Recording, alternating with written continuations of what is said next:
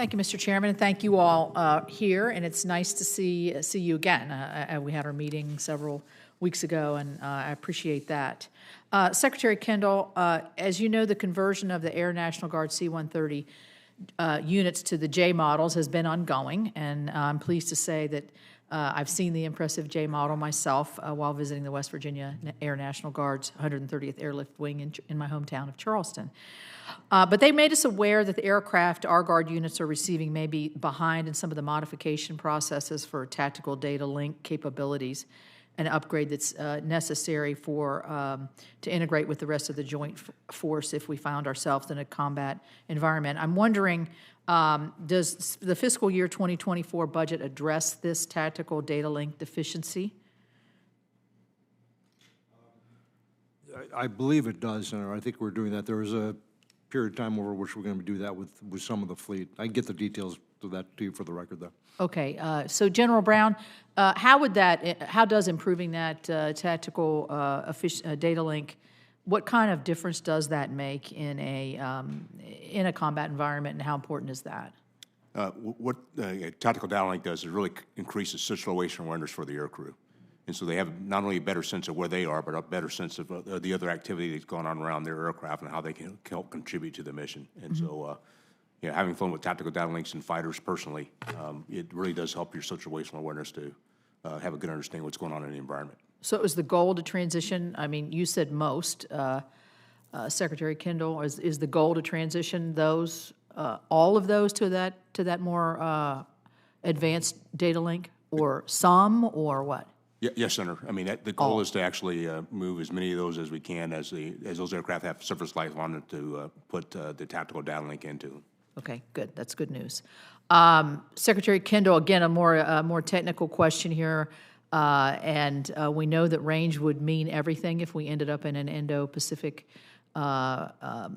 situation. And I'm also have the 160th Airlift Wing in Martinsburg, West Virginia, which operates the C-17 Globemasters.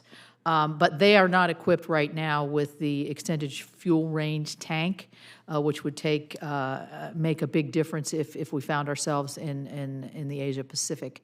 How does the budget deal with that? Is that something that you're planning to transition all the C-17s to? And then, General Brown, I'm going to ask you too what kind of impact that would have.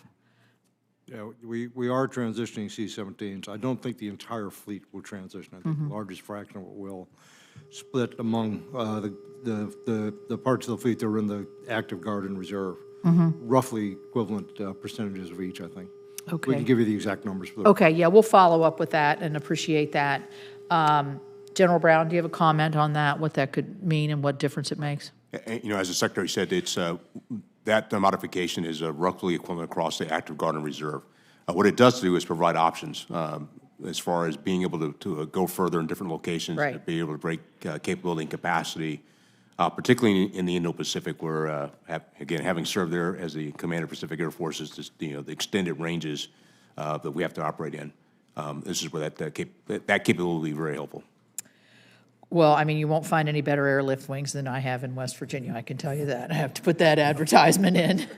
I might have some disagreement here, but I'll say that. Secretary Kendall, I know that, and I haven't been here for the whole hearing, but certainly the data breach and the leak of classified information, I think, was alarming to everybody, and I could maybe even put you in that category. We're concerned about the damage that's been done, but I mean, I think we need to look forward here. I understand that DOD is conducting a review of the processes at the DOD level. Are you doing the same within the Department of the Air Force? Absolutely. Alarming, I think, is as good a word as any to describe what's happened. We are doing a number of things, and I discussed some of them earlier, but we are investigating to see what errors might have occurred or breaches of policy and so on that could have allowed this to happen, in addition to obviously whatever wrongdoing by the individual. We're looking at the unit, and we're looking beyond the unit at other things that could have influenced this. We are reviewing all of our policies, and we have direction from the Secretary of Defense to do a review across the department of a whole number of things that have to do with information protection, basically. Right. So Secretary Austin signed out a memo yesterday on that with a lot of detailed guidance and a fairly quick suspense to come back. The two chiefs and I signed out a memo this morning emphasizing, amplifying on what the Secretary had said, but also emphasizing some areas such as need to know and enforcing need to Right. know. This individual, whatever else was true, had no reason to be looking at or having possession of those documents. And we have to do a better job of that. That's clear, if nothing else is from this. Well, we'll be interested in hearing what the results of that are. I think that's important for not just system-wide, but for us to know and the American public to know. So a transparent process there. Just a quick comment on the information that's come out about this individual that was arrested.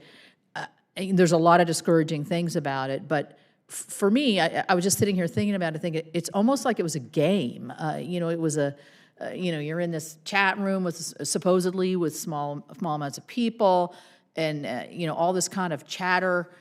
It's not a game. You're endangering lives.